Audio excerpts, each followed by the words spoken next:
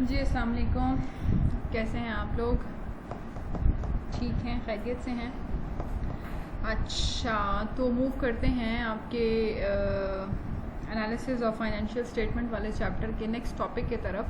दो टॉपिक्स हमने डिस्कस कर लिए थे। What is financial statement analysis, एक तो बेसिक पर्पस क्या होता है, क्यों एनालिसिस किया जाता है। फर्स्ट लेक्चर में हमने ये सारी चीज़ें डिस्कस कर ली थी और उसके बाद हमने एक टाइप ऑफ एनालिसिस जो है वो डिस्कस किया था पिछले वीक में, जिसे हम कहते हैं, क्या कहते हैं, जिसे हम ट्रेंड एनालिसिस कहते हैं।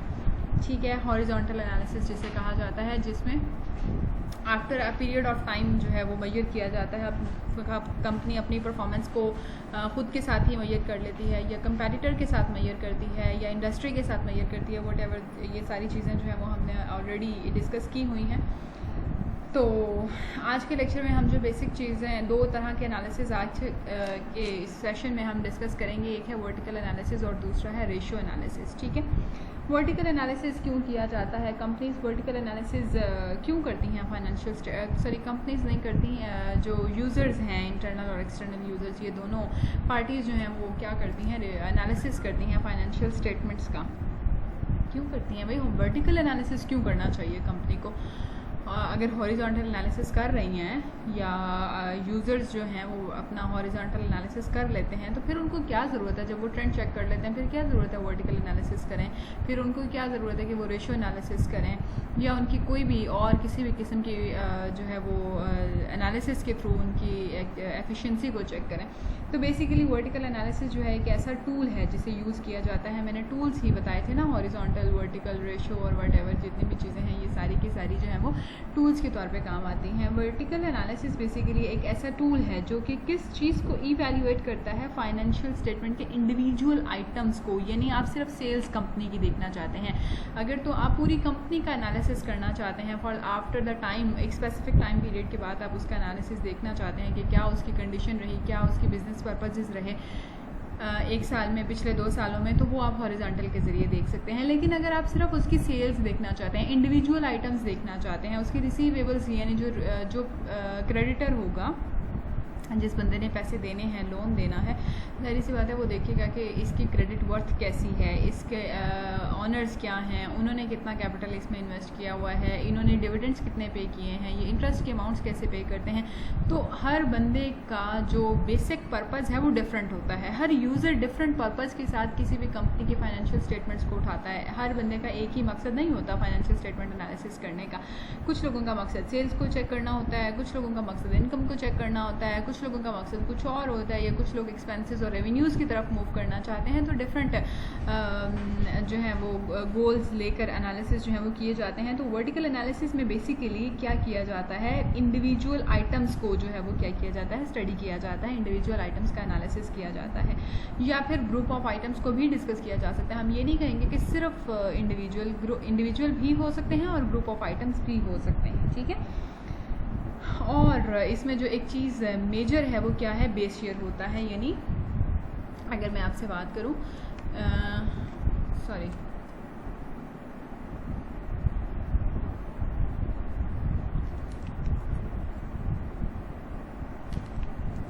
Tool to evaluate individual items of financial statements. It may be individual or it may be in a group on the basis of base amount. Base amount से क्या मुराद है कि अगर आप सेल्स चेक करना चाहते हैं किसी भी कंपनी की, तो आप एक बेस अमाउंट क्रिएट कर लेंगे, एक बेस अमाउंट सेट कर लेंगे एक साल की, कि इस साल में सेल्स की बेसिस पर हम देखें कि इतनी सेल्स हुई तो उसके ऊपर हमारा ये खर्चा हुआ। तो बेसिकली जो बेस अमाउंट आप डिसाइड करते हैं, या जो भी बेस अमाउंट आप सेलेक्ट करते हैं, वो क्या होती है, 100% कंसीडर की जाती है। वो क्या की जाती है, 100% उसको कंसीडर किया जाता है, और उसी की बेसिस पर बाकी तमाम जितनी भी आपके सारे के सारे आइटम्स हैं उनको उनकी रेशोज़ चेक की जाती हैं, उनकी वैल्यूएशन की जाती है। ठीक है, वर्टिकल एनालिसिस को इसके साथ साथ और क्या कहा जाता है, वर्टिकल एनालिसिस को हम वर्टिकल एनालिसिस को क्या कहा जाता है, इसे कॉमन साइज एनालिसिस भी कहा जाता है, कॉमन साइज एनालिसिस भी कहा जाता है। ठीक है जी। तो कॉमन साइज एनालिसिस बेसिकली क्या है, वर्टिकल एनालिसिस को कहते हैं, जिसमें आप क्या करते हैं फाइनेंशियल स्टेटमेंट के इंडिविजुअल आइटम्स या फिर ग्रुप ऑफ आइटम्स को बेस अमाउंट की बेसिस पर इवैल्यूएट करते हैं। फार्मूला क्या है, फार्मूला की तरफ अगर हम मूव करें तो ये एक फार्मूला मैंने यहाँ पर मेंशन किया हुआ है। फार्मूला वर्टिकल एनालिसिस को आप किस तरीके से इनकम स्टेटमेंट में आप किसको बेस बनाते हैं, नेट इनकम को या सेल्स को भी आप बेस बना सकते हैं, वॉट एवर, डिपेंड करता है कि आप चेक क्या चीज़ करना चाह रहे हैं। इनकम स्टेटमेंट फार्मूला में आप इनकम स्टेटमेंट के आइटम्स और most of the times base sale बनाई जाती है, सेल्स को बेस बना के और उसी की बेसिस पर चेक किया जाता है कि इन सेल्स की बेसिस पर हमारी इनकम कितनी है, इन सेल्स की बेसिस पर हमारे एक्सपेंसेस कितने हैं, इन सेल्स की बेसिस पर हमारे जो हैं वो अदर एक्सपेंसेस यानी ऑपरेटिंग के अलावा अदर एक्सपेंसेस कितने हैं, या बाकी तमाम चीज़ें बेसिकली इनकम स्टेटमेंट में होते तो खर्चे और रेवेन्यूज़ ही है ना, इसके अलावा तो कुछ नहीं होता। तो इनकम स्टेटमेंट के जितने भी आइटम्स हैं, चाहे वो एक्सपेंसेस हों, चाहे वो अदर इनकम्स हों, चाहे वो कुछ भी हो, वो सारी की सारी किस पर डिवाइड होती हैं, टोटल सेल्स पर, एंड एट दी एंड उसे मल्टीप्लाई किया जाता है 100 के साथ मल्टीप्लाई क्यों किया जाता है, ताकि उसे परसेंटेज में कन्वर्ट किया जा सके। ठीक है। और उसके साथ साथ वर्टिकल एनालिसिस फार्मूला यानी बैलेंस शीट के लिए क्या फार्मूला होता है, balance sheet items divided by total sales और टोटल एसेट्स। अब दोनों चीज़ें, बैलेंस शीट में दो चीज़ों को बेस बनाया जाता है और इनकम स्टेटमेंट में सिंगल सेल्स ही हमेशा सेल्स बेस बनती हैं, लेकिन बैलेंस शीट में दो चीज़ें बेस बनती हैं, एक एसेट्स बेस बनते हैं और दूसरे लाइबिलिटीज़ जो हैं वो बेस बनती हैं। ठीक है, बेस अमाउंट के बेसिस पर जो है वो किया जाता है और यूजुअली बैलेंस शीट में टोटल एसेट्स और उसके अगेंस्ट लाइबिलिटीज़ को बनाया जा सकता है। ठीक हो गया। और इनकम स्टेटमेंट के एनालिसिस में किस चीज़ को बेस बनाया जाता है, रेवेन्यूज़ को या टोटल सेल्स को बेस बनाकर और उसकी बेसिस पर। और जिस तरह से मैंने आपको पहले बताया कि जिस भी चीज़ को आप बेस बनाएंगे वही चीज़ आपकी क्या कहलाएगी, वही आपकी जो है वो 100% होगी और बाकी सारी चीज़ें उसी 100% में से निकल के बाकी तमाम चीज़ें जो है वो आपकी वो होंगी। इसी तरह से आप ये देखें अगर कि ये आपके पास एक बैलेंस शीट है जिसमें ये किया गया है कॉमन साइज एनालिसिस यानी वर्टिकल एनालिसिस किया गया है। और इस वर्टिकल एनालिसिस में आप देखें कि एसेट्स यानी करंट एसेट्स और लॉन्ग टर्म इन्वेस्टमेंट्स और सारे के सारे एसेट्स, करंट एसेट्स का मेन हेड यहाँ पर रख दिया गया, लेकिन इसका सब लेजर जिस तरह से मैंने आपको बताया था, तो सब लेजर इसका ज़रूर बना होगा और उस सब लेजर में होगा कि करंट एसेट्स में कौन कौन से एसेट्स हैं, यानी अकाउंट्स रिसीवेबल कितने हैं, मार्केटेबल सिक्योरिटीज़ कितनी हैं, कैश कितना है, बैंक में अमाउंट जो है वो कितनी है, वटेवर, ये सारी की सारी चीज़ें वहाँ पर रिकॉर्ड की गई होंगी। और मैंने क्या कहा कि इसमें बेस किस चीज़ को बनाया जाता है, टोटल एसेट्स को बेस बनाया जाता है। बैलेंस शीट का जब हम एनालिसिस करते हैं इसमें किस चीज़ को बेस बनाते हैं, टोटल एसेट्स को। तो अब टोटल एसेट्स की बेसिस पर, टोटल एसेट्स मतलब 100%, टोटल एसेट्स कितने हैं 1,139,500, इन्हीं की बेसिस पर आप फार्मूला पुटअप करेंगे। ये जो फार्मूला आपके पास मौजूद है, balance sheet item divided by total assets या टोटल लाइबिलिटीज़ वटेवर जो भी आप करेंगे, तो 5,50,000 डिवाइडेड बाय 1,139,500 मल्टीप्लाइड बाय 100। मैंने क्या कहा था कि जो चीज़ आपकी बेस होती है वो 100% होती है। ये देखें आप 100% है ये आपकी बेस। और अगर आप 48.3 प्लस 8.3 प्लस 39.0 और प्लस 4.4 करेंगे तो ये आपकी टोटल 100% बनेगी। अगर आपको वो नहीं मतलब इसकी समझ नहीं आई अभी भी, तो आप फ़ौरन से इसकी कैलकुलेशन करके देख लें, ये इतनी ही अमाउंट बनेगी। जल्दी से कैलकुलेशन करें ताकि जो आपकी क्यूरी है वो यहाँ पर रिजॉल्व हो जाए। ठीक है, ये पूरी की पूरी 100% की अमाउंट है वो यानी ये बन जाएगी। इसके अलावा आप दूसरी चीज़ किस चीज़ को बेस बना सकते हैं, टोटल लाइबिलिटीज़ को भी बेस बना सकते हैं। तो लाइबिलिटीज़ आप किस तरीके से कैलकुलेट कर सकते हैं। अच्छा, सिर्फ लाइबिलिटीज़ को बेस नहीं बनाएंगे, लाइबिलिटीज़ के साथ साथ दूसरी क्या चीज़ होती है बैलेंस शीट में जो हम देखते हैं, स्टॉक होल्डर्स की इक्विटी भी होती है। तो अब स्टॉक होल्डर्स इक्विटी और टोटल लाइबिलिटीज़ दोनों चीज़ें मिलकर बेस बनेंगी, यानी ये आप देखें total liabilities plus stock holders equity जो भी हमारी अमाउंट बनती है वो क्या कहलाएगी, 100% बनेगी। और उस 100% में से जो है वो ये तमाम वैल्यूज़ जो है वो इवैल्यूएट की जाएंगी। इसी तरह से इन्होंने एक साल का एनालिसिस नहीं किया, सिर्फ 2018 का एनालिसिस नहीं किया बल्कि दूसरे साल का भी। और इसी तरह से डिफरेंट एनालिसिस जो है वो डिफरेंट ईयर्स के एनालिसिस इसी तरह से बेस बनाकर किए जाते हैं। बैलेंस शीट में बेस किस चीज़ को बनाया जाता है, यूजुअली टोटल एसेट्स को बनाया जाता है। और टोटल एसेट्स के अगेंस्ट क्या होता है, total liabilities plus honours equity. तो इन दोनों चीज़ों को बेस बनाकर कैलकुलेशन की जाती है कि अदर अमाउंट्स यानी अदर जितने भी हमारे आइटम्स हैं उनमें कितना कितना रेशियो जो है वो इसका मौजूद है।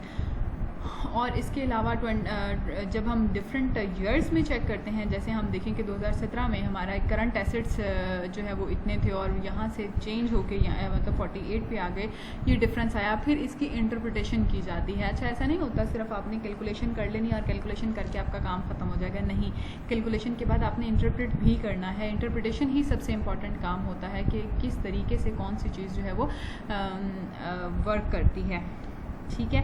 अच्छा, उसके बाद इनकम स्टेटमेंट का अगर मैं एनालिसिस आपको दिखाऊं तो ये एक वर्टिकल एनालिसिस की इनकम स्टेटमेंट मेरे पास मौजूद है, जिसमें देखें 2018, 2017 और 2016 3 साल का जो एनालिसिस किया गया है। अब अगर हम सालों के हिसाब से एनालिसिस देखना शुरू कर दें तो सालों में तो हम पूरा एक साल बेस बनाते हैं और उसकी बेसिस पर बाकी सारे सालों का कंपैरिजन करते हैं हॉरिजॉन्टल एनालिसिस में। लेकिन अब चूँकि हम एक चीज़ को बेस बनाते हैं, मैंने क्या कहा कि नेट इनकम में हम इनकम स्टेटमेंट में हम किसको बेस बनाते हैं, नेट सेल्स को, अपने टोटल रेवेन्यूज़ को, ठीक है। और जो बैलेंस शीट के आइटम्स हैं उनमें हम टोटल एसेट्स और टोटल एसेट्स के अगेंस्ट टोटल लाइबिलिटीज़ और ऑनर्स इक्विटी होती है, तो उधर एक साइड पे टोटल एसेट्स बन जाते हैं, दूसरी साइड पे दूसरे जो टोटल अमाउंट होती है वो बेस बन के हमारे जो है वो हमारे बाकी तमाम आइटम्स को कंसिडर करती है। और इनकम स्टेटमेंट में भी यही किया जाता है। इनकम स्टेटमेंट में नेट सेल्स यानी रेवेन्यूज़ जो होते हैं हमारे, उसकी बेसिस पर क्या किया जाता है कि बाकी तमाम आइटम्स हैं उनको कैलकुलेट किया जाता है। फार्मूला मैंने ऑलरेडी आपको ऊपर दिखाया, अगेन मैं आपको दिखा देती हूँ कि फार्मूला कौन सा आप यूज़ करेंगे। इनकम स्टेटमेंट में इनकम स्टेटमेंट का आइटम यानी अगर ऑपरेटिंग इनकम आप यूज़ कर रहे हैं तो operating income divided by total sales multiplied by 100। अगर आप एक्सपेंसेस यूज़ कर रहे हैं तो एक्सपेंसेस या अकाउंट्स वो यूज़ कर रहे हैं, मार्केटिंग के एक्सपेंसेस तो marketing expenses debit, total sales credit और 100 मल्टीप्लाइड बाय 100। तो होगा क्या कि टोटल सेल्स में इस चीज़ ने इतना अपना रोल प्ले किया, ठीक है। जैसे मैंने अभी आपको ये दिखाया इनकम स्टेटमेंट की जो समरी मैंने आपको दिखाई है, तो टोटल सेल्स में कॉस्ट ऑफ सेल्स जो है वो कितनी थी, 61% तो कॉस्ट ऑफ सेल ही थी। इसके अलावा 38% इसमें मार्जिन किसका था, ग्रॉस मार्जिन था यानी ग्रॉस प्रॉफिट था। उसमें से एक्सपेंसेस रिसर्च एंड डेवलपमेंट पे अखराजात हुए, सेल्स में इतना हिस्सा रिसर्च एंड डेवलपमेंट का था। फिर selling and general administrative expenses का इतना हिस्सा था, ऑपरेटिंग एक्सपेंसेस का इतना हिस्सा था, ऑपरेटिंग इनकम इतनी थी। तो यानी बेस किसको बनाया जाता है, जिस चीज़ को बेस बनाया जाता है उसकी बेसिस पर बाकी तमाम जो कैलकुलेशंस हैं वो की जाती हैं, ठीक है। तो ये तो था आपका ये यानी वर्टिकल एनालिसिस। अच्छा, इसके अलावा अब वर्टिकल एनालिसिस के लिए आप ज़रा जल्दी से क्वेश्चंस नोट करें, जिन क्वेश्चंस की आपने यहाँ पर प्रैक्टिस करनी है। बेसिकली जो कॉमन साइज एनालिसिस है फाइनेंशियल स्टेटमेंट्स का, ये डिफरेंट कंपनीज को आपस में कंपेयर करने के लिए यूज़ किया जाता है। अपनी कंपनी के साथ कंपैरिजन के लिए इसको यूज़ नहीं किया जाता, बल्कि डिफरेंट अदर कंपनीज जो होती हैं उनके साथ यूज़ करने के लिए कौन सा एनालिसिस, कॉमन साइज एनालिसिस जो है वो यूज़ किया जाता है। कॉमन साइज एनालिसिस से रिलेटेड आपको मैं ज़रा क्वेश्चन मार्क करा दूँ ताकि आप लोग उसकी प्रैक्टिस करके देखें कि कैसे किया जाता है। ज़ुबानी कलामी आप लोग को बातें समझ नहीं आती। ओके, पेज नंबर 717 पे देखें, 717 पे क्वेश्चन नंबर 17.5, ठीक है। अच्छा, उसके बाद आप इसी पेज पर 17.7 कॉमन साइज एनालिसिस परसेंट्स की सूरत में आप निकालेंगे 2012, 11 और 10 का। उसके बाद आप कॉमन साइज एनालिसिस करेंगे 719 पे 17.1 का, ठीक है, 719 पेज नंबर और 17.1 यहाँ पर क्वेश्चन है। इनकम स्टेटमेंट और बैलेंस शीट दोनों चीज़ें आपको दी गई हैं, तीनों सालों का आपने एनालिसिस करना है, कॉमन साइज एनालिसिस आप करेंगे, ठीक है। और 723 पर set number problem set B है 17.1 बी, इसका भी आप क्या करेंगे, कॉमन साइज एनालिसिस करेंगे, ठीक है। और हॉरिजॉन्टल एनालिसिस क्वेश्चंस मैंने आपको दिए हैं या नहीं दिए? मेरा ख्याल है कि वो मैंने अभी तक आपको नहीं दिए हॉरिजॉन्टल एनालिसिस। तो मैं देखती हूँ कोई मेरे पास क्वेश्चन जैसे मुझे मिल जाए जो हॉरिजॉन्टल एनालिसिस के हों तो वो भी मैं आपको दे दूँ ताकि आपकी प्रैक्टिस जो है वो ज़रा सही हो जाए। अच्छा खैर, वो मैं देख के आपको दे दूँगी, क्वेश्चन आपको मार्क कर दूँगी, आप लोग जो है वो उसकी बेसिस पर क्या करेंगे, अपने दूसरे उसकी भी प्रैक्टिस करेंगे। इसके साथ साथ अब हम आते हैं अपने यानी वर्टिकल एनालिसिस में समझने वाली कोई इतनी लंबी चौड़ी बात नहीं थी। अगर हॉरिजॉन्टल एनालिसिस आपको समझ आ गया है तो वर्टिकल भी आपके लिए कोई ख़ास मुश्किल नहीं है, ये भी आपको जल्दी जल्दी समझ आ जाएगा। अब जो मेन चीज़ आपने समझनी है वो है आपका रेशियो एनालिसिस, जो ज़रा मुश्किल काम है। मुश्किल तो नहीं है, खैर इसकी इंटरप्रिटेशन थोड़ी सी आपके लिए होगी कि इसकी आपको समझ शायद ना आए या ज़रा मुश्किल से आए, लेकिन कोई बात नहीं, जब चीज़ें आप समझते हैं तो फिर वो आपके लिए आसान हो जाती हैं। ठीक है, आप रेशियो एनालिसिस करेंगे। अब तीन तरह का तीसरा एनालिसिस हम पढ़ने जा रहे हैं। कौन सा? Ratio analysis. अब रेशियो एनालिसिस एक ऐसा टूल है जो कि फाइनेंशियल एनालिसिस के लिए यूज़ किया जाता है। क्यों इसको यूज़ किया जाता है? ताकि फर्म के जो छोटे छोटे क्लूज़ हैं, छोटे छोटे क्लूज़ से मुराद है फर्म की अंदरूनी तमाम जो छोटी छोटी चीज़ें हैं जो कि फाइनेंशियल स्टेटमेंट्स में डायरेक्ट आपको रिपोर्ट नहीं की जा सकती या डायरेक्टली उनको चेक नहीं किया जा सकता या कुछ भी इस तरह से, यानी आपको फाइनेंशियल स्टेटमेंट एनालिसिस से वर्टिकल या हॉरिजॉन्टल एनालिसिस के जरिए क्या आपको पता चलता है कि फर्म में की सॉल्वेंसी जो है वो कैसी है, कितने टाइम के बाद फर्म दिवालिया हो जाएगी, फर्म के पास कितना पैसा है, ये आप नहीं मेजर कर सकते वर्टिकल और हॉरिजॉन्टल के थ्रू। टर्नओवर कितना है कंपनी का, ये भी आप मेजर नहीं कर सकते। तो ये सारी की सारी चीज़ें, अर्निंग पर शेयर क्या है, ये भी आप मेजर नहीं कर सकते उसके ज़रिए। तो बेसिकली जो इंटरनल क्लूज़ हैं, छोटे छोटे अंदर के मामलात हैं कि उसकी अंदर की कंडीशंस को जानने के लिए, उसकी सॉल्वेंसी की सूरत हाल को जानने के लिए जो है वो फर्म्स क्या करती हैं, रेशियो एनालिसिस कंडक्ट करती हैं। जैसे दूसरे बाकी के जो दोनों यानी टूल्स हैं वर्टिकल और हॉरिजॉन्टल, उनसे भी हम फ्यूचर के डिसीजंस लेने के लिए ही उनको भी यूज़ करते हैं ना। तो इसी तरह से रेशियो एनालिसिस को भी फ्यूचर डिस्कशंस के लिए, फ्यूचर डिसीजंस के लिए यूज़ किया जाता है। ठीक है, और इसमें हम जो है वो डिफरेंट एक्सप्रेशंस जो हैं वो डिफरेंट टाइप्स के होते हैं। यानी कुछ रेशियोज़ आपकी हैं वो परसेंटेज में डिस्कस होती हैं, कुछ टाइम्स में डिस्कस होती हैं और कुछ जो है वो प्रोपोर्शन के उसमें डिस्कस होती हैं। तो ये एक अलग चीज़ है, ये अभी हम आगे चल के बात करते हैं तो फिर इन तमाम चीज़ों को देखते हैं। यहाँ पर जो सबसे चीज़ इंपॉर्टेंट आपके समझने वाली है वो ये है कि रेशियो एनालिसिस की डिफरेंट टाइप्स हैं। आपको फर्म की लिक्विडिटी जाननी है तो आप इन दो यानी रेशियोज़ के ज़रिए फर्म की लिक्विडिटी को मेजर कर सकते हैं। कौन कौन सी? करंट रेशियो और क्विक रेशियो के ज़रिए।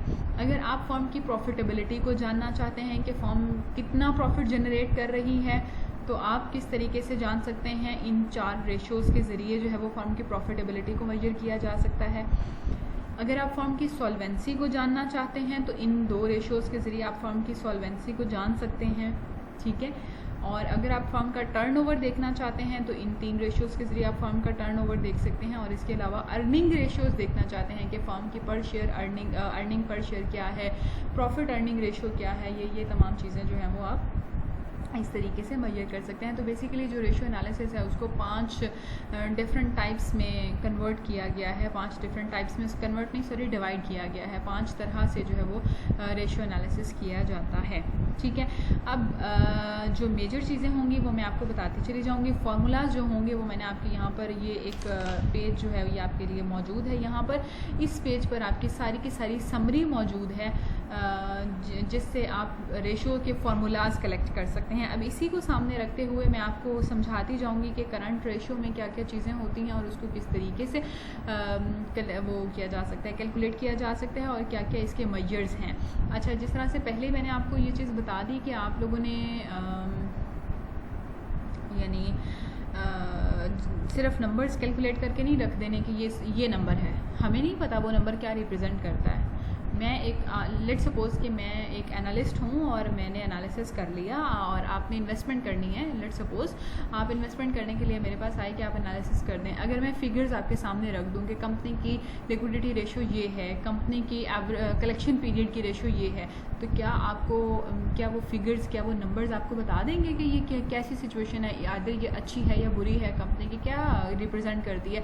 तो रिप्रेजेंटेशन नंबर्स की फॉर्म में तो जाहिर सी बात है आपको मिल ही जाती है, बट जो इम्पॉर्टेंट चीज़ है यहाँ पर वो ये है कि आप उसकी इंटरप्रिटेशन करें, पढ़ने वाला उसको समझे। अगर मैं उन फिगर्स के साथ साथ इंटरप्रेट भी करूँ और साथ साथ लिखूँ भी कि अगर ये रेशो ये है तो ये रेशो हमें ये रिप्रेजेंट कर रही है, ये रेशो हमें ये रिप्रेजेंट कर रही है, तो ये सारी की सारी चीज़ें जो है वो हमें लिक्विडिटी रेशो के ज़रिए या फलां रेशो के ज़रिए या वट एवर जिस भी रेशो की हम बात कर रहे हैं उसके ज़रिए हमें ये पता चला कि फर्म की पोजीशन ऐसी है, ठीक है। तो बेसिकली सिर्फ आपने फिगर्स को कैलकुलेट नहीं करना, बल्कि जो चीज़ समझने की है वो इसकी इंटरप्रिटेशन समझने की है। अब यहाँ पर जो है वो हम सबसे पहले बात करेंगे लिक्विडिटी रेशोज़ की, जिन्हें हम एफिशिएंसी रेशोज़ भी कहते हैं। क्या कहते हैं? लिक्विडिटी एंड एफिशिएंसी कहते हैं। अब लिक्विडिटी क्या होती है? सबसे इंपॉर्टेंट चीज़ जो यहाँ पे आपके समझने की है वो है लिक्विडिटी। लिक्विडिटी क्या होती है? लिक्विडिटी बेसिकली मैंने पहले भी डिस्कस किया है कि availability of cash to meet short term obligations, यानी आपके पास क्या इतना कैश है कि आप अपनी जो छोटे मोटे लेन देन हैं, जो आपकी शॉर्ट टर्म लाइबिलिटीज़ हैं, उनको पे कर सकें। आपकी शॉर्ट टर्म लाइबिलिटीज़ पे करने की एबिलिटी कैसी है? क्या आप जल्दी जल्दी अपनी शॉर्ट टर्म लाइबिलिटीज़ को पे कर देते हैं, या लॉन्ग टर्म? अगर आप शॉर्ट टर्म ही जल्दी जल्दी पे नहीं करते तो लॉन्ग टर्म वालों को तो जाहिर सी बात है आप बहुत रुलाते होंगे, ठीक है। तो सबसे पहले आपकी कैश रिक्वायरमेंट्स को देखा जाता है कि आप कैसी रिक्वायरमेंट्स पूरी करते हैं, आपके पास आप किस डिज़ाइन या किस रेशो से अपने पास कैश जो है वो रखते हैं, ठीक है जी। इसके अलावा लिक्विडिटी एनालिसिस करने का मकसद सबसे पहले यानी सबसे बड़ा मकसद ये होता है कि कंपनी की फंडिंग रिक्वायरमेंट्स देखी जा सकें। कंपनी फ़ंड कहाँ कहाँ से लेती है, कंपनी के पास पैसे कहाँ कहाँ से आते हैं, और फिर कब कब वो अपने लोन्स जो हैं, अपनी लाइबिलिटीज़ जो हैं वो पे कर देती हैं, ठीक है। लिक्विडिटी के हवाले से तो ये दो चीज़ें देखी जाती हैं, क्या कि कंपनी की फंडिंग रिक्वायरमेंट्स क्या हैं, और दूसरी चीज़ कि कंपनी अपने शॉर्ट टर्म ऑब्लिगेशंस को किस तरीके से मीट करती है, जल्दी जल्दी कर लेती है या फिर डिले करती है, लेट करती है, या क्या उसका प्रोसीजर है, क्या तरीक़ाकार है। इसके अलावा एफिशिएंसी की अगर हम बात करें तो एफिशिएंसी ये है कि कंपनी कैसे अपने एसेट्स को यूटिलाइज़ करती है, किस तरीके से अपने एसेट्स की मैनेजमेंट करती है, ताकि जो है वो उसके तमाम एसेट्स क्या हो सकें, यानी कितनी ज़्यादा प्रोडक्टिविटी जनरेट कर सकते हैं उसके एसेट्स। लेट सपोज़ आपके पास जो है वो 4-5 मशीनें अवेलेबल हैं, लेकिन आपकी कंपनी जो है वो उनमें से सिर्फ 2 ही इस्तेमाल करती है या सिर्फ 3 इस्तेमाल करती है, बाकी जो चौथी और 5वीं मशीन है उनको आप यूटिलाइज़ ही नहीं कर रहे। तो अब यहाँ पर आपकी प्रोडक्टिविटी का पता चलेगा, आपकी एसेट मैनेजमेंट का पता चलेगा कि आप कितनी एफिशिएंटली अपने बिजनेस एसेट्स को यूज़ करते हैं और फिर उससे आप टर्नओवर जनरेट करते हैं, ठीक है। तो ये रेशोज़ जो हैं यानी ये क्या कहलाती हैं? एफिशिएंसी रेशोज़ कहलाती हैं। Ability to use assets in productivity के लिए आप किस तरीके से अपने एसेट्स को यूटिलाइज़ करते हैं। इसके अलावा अगर देखा जाए कि एफिशिएंसी जो है वो क्यों मेजर की जाती है, कि ये मेजर करने के लिए, ये देखने के लिए कि आपके जो एसेट्स हैं वो कितनी इनकम में कितना हिस्सा डाल रहे हैं, आपके एसेट्स इतने अच्छे तरीके से काम कर रहे हैं कि वो ज़्यादा से ज़्यादा प्रोडक्टिविटी या इनकम जनरेट कर सकें। जैसे आप देखें कि अगर ये एसेट मैनेजमेंट की अगर मैं बात करूं तो बेसिकली एसेट मैनेजमेंट की रेशोज़ जो हैं वो एफिशिएंसी को डिनोट करती हैं। एफिशिएंसी रेशोज़ यानी लिक्विडिटी तो आपको सिंपल ये बता देती है कि शॉर्ट टर्म ऑब्लिगेशंस पे करने की आपकी एबिलिटी है या नहीं है, ठीक है, और एसेट मैनेजमेंट आपको एफिशिएंसी के बारे में बताती है। इसी तरह से अगर आपका बिज़नेस एफिशिएंट नहीं होगा, यानी आप टोटल एसेट्स को जितने भी, जिस तरह से मैंने कहा कि अगर आप 2 मशीनरीज़ को यूज़ ही नहीं कर रहे, वो फालतू में पड़ी हुई हैं, लेकिन अगर वो यूटिलाइज़ हो जाएं तो ज़ाहिर सी बात है आपकी प्रोडक्टिविटी इंक्रीज़ हो जाए। जब प्रोडक्टिविटी इंक्रीज़ होगी तो ऑटोमेटिकली आपकी सेल्स इन्हांस होंगी, लेकिन अगर वो यूज़ ही नहीं हो रही, वो फालतू में पड़ी हुई हैं, तो फिर इन एफिशिएंसी तो ऑटोमेटिकली आ जाएगी ना, और जब इन एफिशिएंसी आ जाएगी तो एसेट्स आप प्रॉपर्ली, इट मीन्स कि आप अपने एसेट्स को प्रॉपर्ली यूटिलाइज़ नहीं कर रहे। अब अगर आप अपने यहाँ पर चेक करें इन 2 रेशोज़ में, टर्नओवर रेशोज़ में, तो आपकी टर्नओवर रेशोज़ में टोटल एसेट्स और फिक्स्ड एसेट्स की बात हो रही है, यानी ये पता चलता है कि आप अपने एसेट्स को कितने अच्छे तरीके से यूटिलाइज़ करते हैं। इसके अलावा अगर इनएफिशिएंसी आ जाए, आप अपने एसेट्स को अच्छे तरीके से यूटिलाइज़ ना कर रहे हों, तो फिर क्या प्रॉब्लम सामने आती हैं? लिक्विडिटी की प्रॉब्लम सामने आती हैं, क्योंकि प्रोडक्टिविटी तो होती नहीं है। जब प्रोडक्टिविटी नहीं होगी तो फिर रिज़ल्ट क्या निकलेगा? फिर चीज़ें प्रोड्यूस भी नहीं होंगी। जब चीज़ें प्रोड्यूस नहीं होंगी तो सेल कहाँ से होंगी? जब सेल्स करेंगे ही नहीं तो पैसे कहाँ से आएंगे? तो पैसे नहीं आएंगे तो आप अपनी शॉर्ट टर्म ऑब्लिगेशंस कैसे पे करेंगे? जब आप शॉर्ट टर्म ऑब्लिगेशंस पे नहीं कर सकेंगे तो लिक्विडिटी के प्रॉब्लम्स जनरेट हो जाएंगे। तो लिक्विडिटी जितनी ज़्यादा कम होती चली जाएगी, लिक्विडिटी से मुराद है कि आपके हाथ में पैसा एक्चुअली है कितना। जब आपके हाथ से पैसा निकलता चला जाएगा, आपके पास पैसा होगा ही नहीं, तो फिर प्रॉफिटेबिलिटी तो ऑब्वियसली सी बात है कि आपके पास प्रॉफिटेबिलिटी तो होगी नहीं, आप प्रॉफिट जनरेट ही नहीं कर सकेंगे। भाई जब आप प्रोडक्शन कर ही नहीं रहे, प्रोडक्शन नहीं कर रहे, आपके पास इनकम नहीं आ रही, इनकम नहीं आ रही तो आपकी प्रॉफिटेबिलिटी तो नहीं ना हो रही, ठीक है। अब यहाँ पर जो एक मेन जो वो है आपके पास समझने की और वो करने की एक छोटा सा की पॉइंट बता रही हूँ।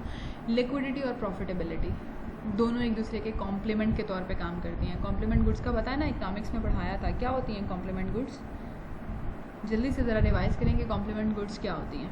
ठीक है, लिक्विडिटी होगी तो ही प्रॉफिटेबिलिटी होगी, अगर लिक्विडिटी नहीं होगी तो प्रॉफिटेबिलिटी नहीं होगी।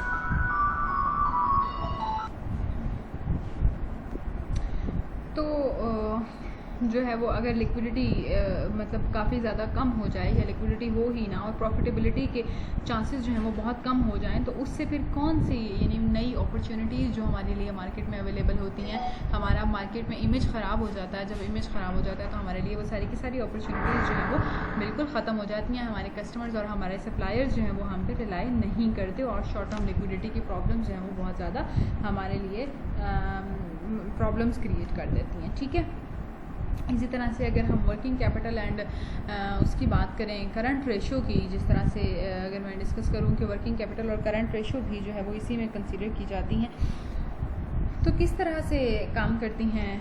यानी वर्किंग कैपिटल होता क्या है? सबसे पहले तो आपको ये देखना चाहिए कि व्हाट इज़ वर्किंग कैपिटल। ये सारी की सारी चीज़ें मैं आपके बुक से डिस्कस कर रही हूँ, आप अपनी बुक ज़रा खोल के देख लें अगर, तो ये वही चीज़ें हैं जो मैंने मतलब आपके बुक से ही कलेक्ट की हैं। ये सारी की सारी चीज़ें अगर यहाँ मेरा बोलना या इससे समझ नहीं आ रही तो आप अपनी बुक से रेशियो एनालिसिस को जाके स्टडी कर सकते हैं। ठीक है, सो वर्किंग कैपिटल क्या होता है?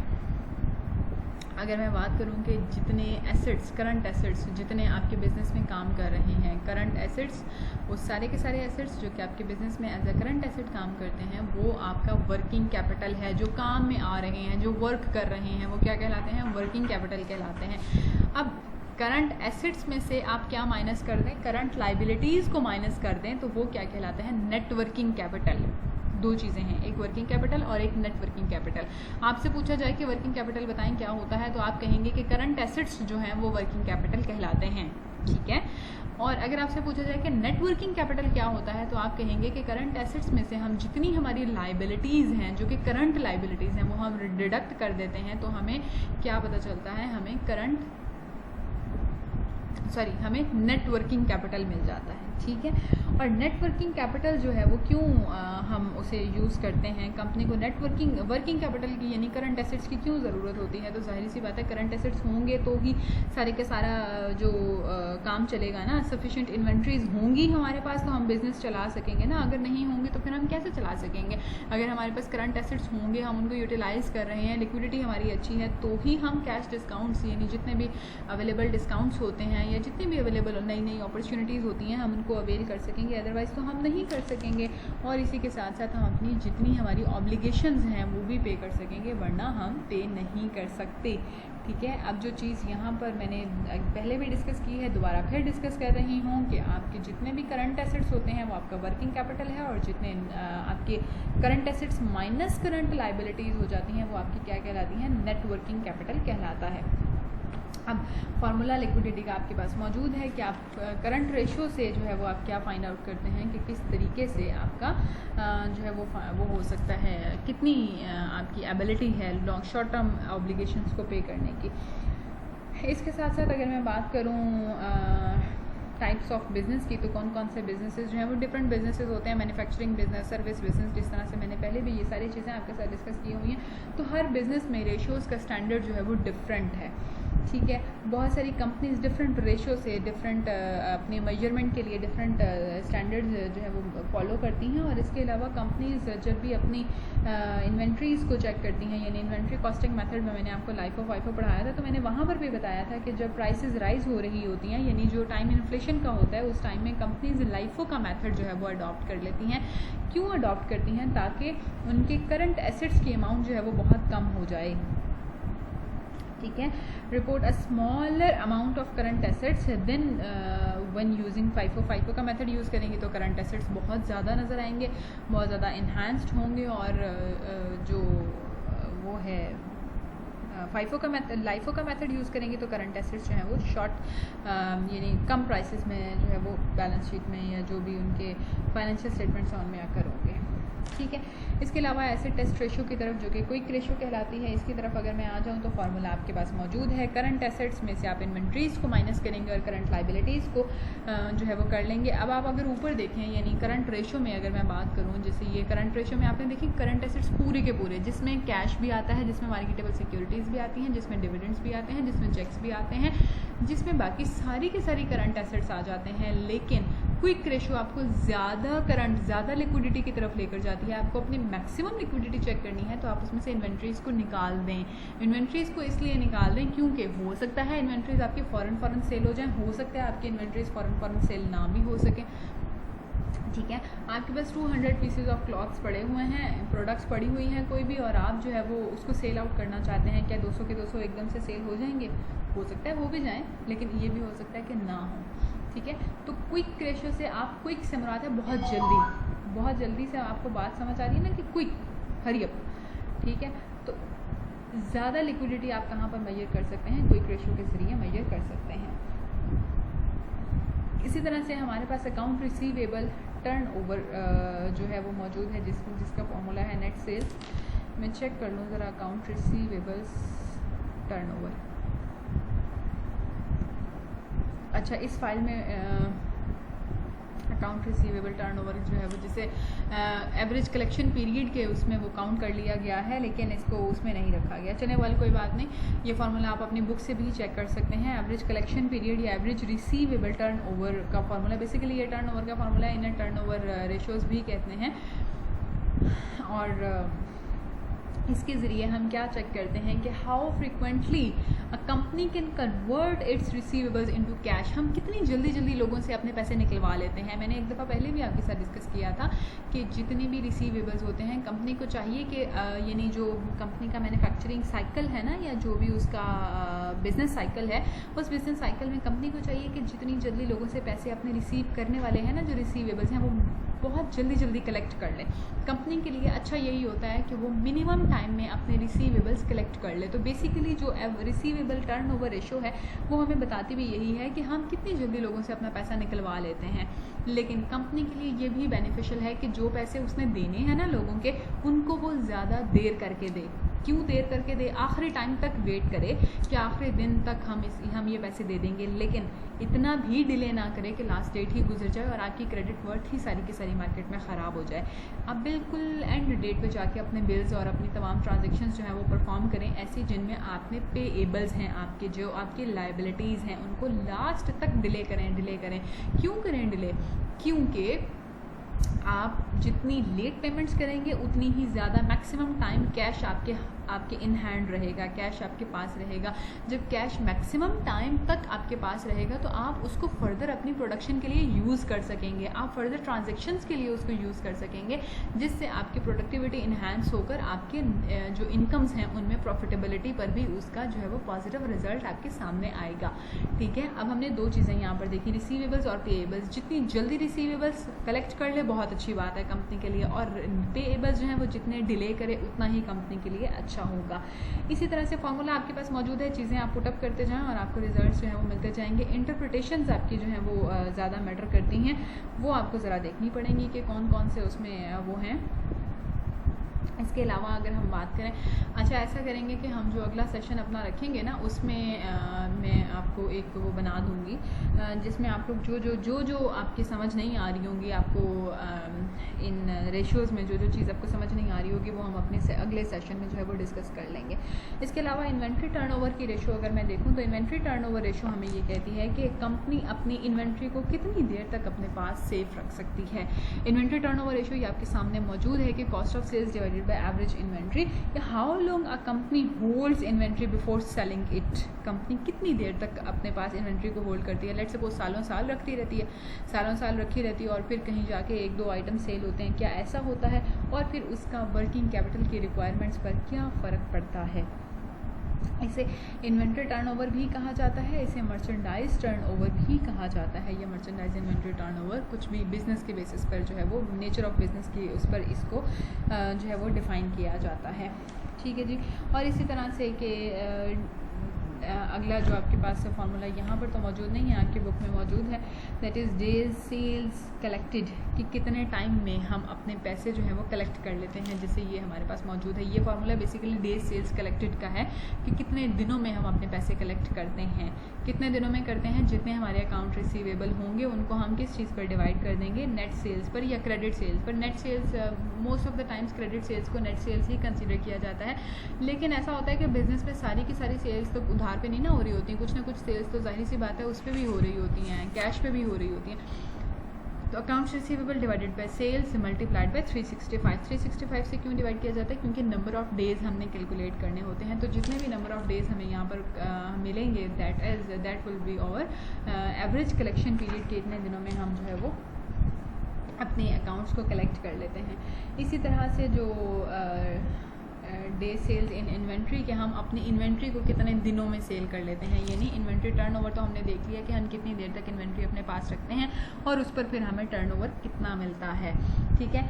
लेकिन हम कितने दिनों में अपनी इन्वेंट्री को सेल आउट कर सकते हैं, ये भी फार्मूला यहाँ पर मौजूद नहीं है, जिससे आप क्या करेंगे, अपने अगेन बुक रेफ़र करूँगी कि आप अपनी बुक से जो है ये फार्मूला सारे के सारे टैली करेंगे। Ending inventory divided by cost of goods sold multiplied by 365, यानी डेज़, कितने दिनों में आप अपनी इन्वेंट्री सेल आउट कर सकते हैं। मैंने क्या कहा था कि इन्वेंट्री भी आपकी जल्द से जल्द मैक्सिमम सेल आउट हो जानी चाहिए और एवरेज कलेक्शन पीरियड आपका जो है वो मिनिमम होना चाहिए, कम से कम होना चाहिए, कि आप जितनी जल्दी लोगों से अपने पैसे निकलवा लें आपके लिए उतना ही अच्छा है।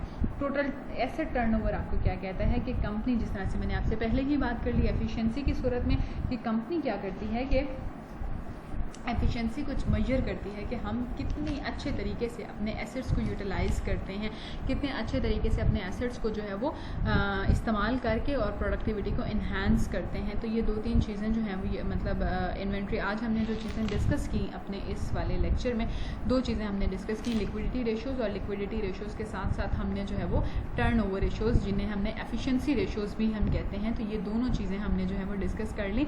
आफ्टर दैट हमारे पास जो चीज़ें मौजूद हैं, नेक्स्ट सेशन में हम डिस्कस करेंगे सॉल्वेंसी, प्रॉफिटेबिलिटी और अर्निंग रेशो, ठीक है।